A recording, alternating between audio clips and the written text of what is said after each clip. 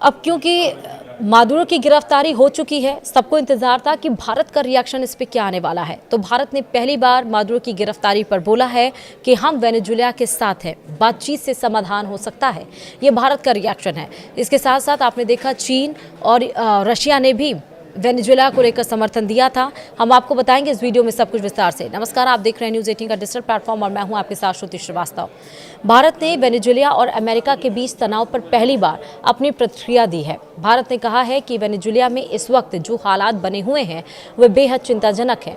भारत सरकार ने स्पष्ट किया कि अमेरिकी फोर्स की ओर से राष्ट्रपति निकोलस मादुरो को पकड़े जाने के बाद की स्थिति पर वह लगातार नजर बनाए हुए हैं और हालात की बारीकी से निगरानी कर रही है। विदेश मंत्रालय ने कहा कि भारत वेनेजुएला के लोगों की सुरक्षा और भलाई का समर्थन करता है और सभी पक्षों से अपील करता है कि वे बातचीत के जरिए मुद्दों का शांतिपूर्ण समाधान निकालें ताकि क्षेत्र में शांति और स्थिरता बनी रहे। भारत ने कहा है कि वेनेजुएला के लोगों की सुरक्षा और भलाई को लेकर अपनी प्रतिबद्धता दोहराता है।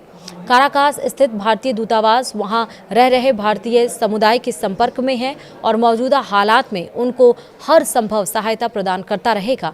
वहीं भारत ने पहली बार इस मामले में प्रतिक्रिया दी है। इससे पहले भारत की ओर से वेनेजुएला में रहने वाले भारतीयों के लिए एडवाइजरी जारी की गई थी।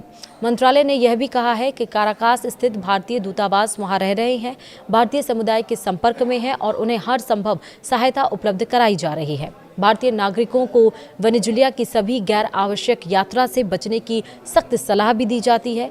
जो अभी भारतीय वेनेजुएला में किसी भी कारण से हैं, उन्हें अत्यधिक सतर्कता बरतने, अपनी गतिविधियों को सीमित करने की बात भी कही गई है।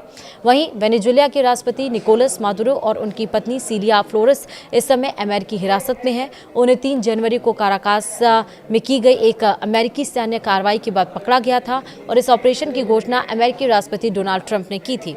जानकारी के मुताबिक मादुरो और उनकी पत्नी को न्यूयॉर्क के न्यूबर्ग स्थित Stuart air national guard base लाया गया। फिलहाल दोनों को ब्रुकलिन के मेट्रोपॉलिटन डिटेंशन सेंटर में रखा गया है और अगले सप्ताह मैनहट्टन की एक फेडरल अदालत में पेश किए जाने की संभावना है। वहीं मादुरो पर अमेरिका में साल 2020 में नार्को आतंकवाद से जुड़े आरोप लगाए गए थे और इन आरोपों में तथाकथित कार्टेल दे लॉस सोल्स का नेतृत्व करना और FARC के साथ मिलकर कोकीन की तस्करी करना और हथियारों से जुड़े अपराध शामिल हैं। हालांकि विशेषज्ञों का कहना है कि अमेरिका का किया गया ये हमला गलत है और इससे और देश भी हथिया सकते हैं और इस तरह से दूसरे देशों पर आरोप लगा के युद्ध भड़क सकता है। और इससे विशेषज्ञों का ये भी मानना है कि जिस तरह से अमेरिका ने ये काम किया उससे माना जा रहा है कि और देशों को शह मिल सकती है इस तरह से आरोप लगाकर दूसरे देशों पर हमला करने की।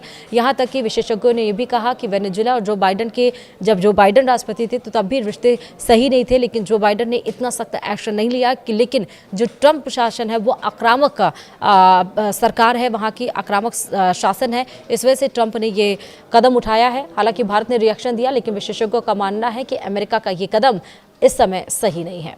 वीडियो में इतना ही। नमस्कार।